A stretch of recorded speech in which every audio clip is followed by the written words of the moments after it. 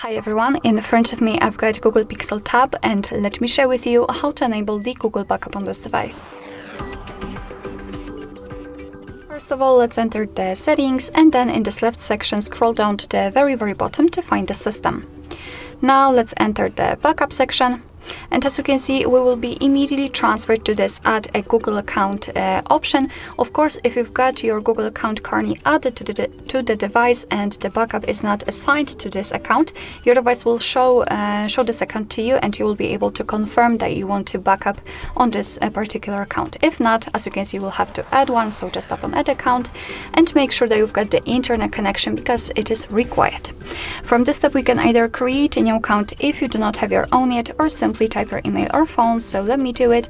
And just a quick disclaimer, you do not have to enter the full email address, just the very first part of it before the @ symbol, because after tapping on next, your device will autofill it.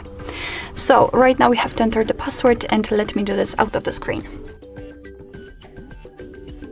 Alright, we've got it, so let's tap on next.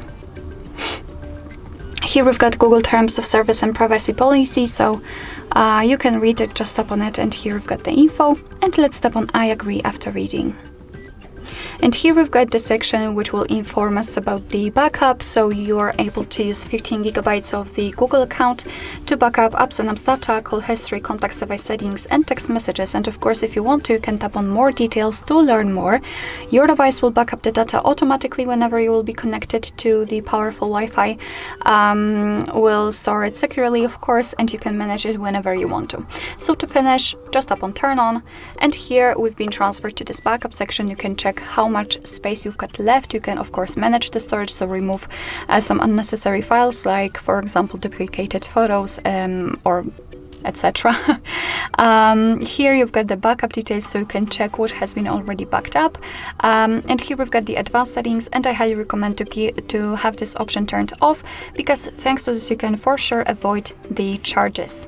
Alright, so to finish everything, we have to simply tap on backup now and of course confirm it, and basically, as you can see, your device is backing up your data. Alright, so that will be all. Thank you so much for watching. I hope that this video was helpful, and if it was, please hit the subscribe button and leave the thumbs up.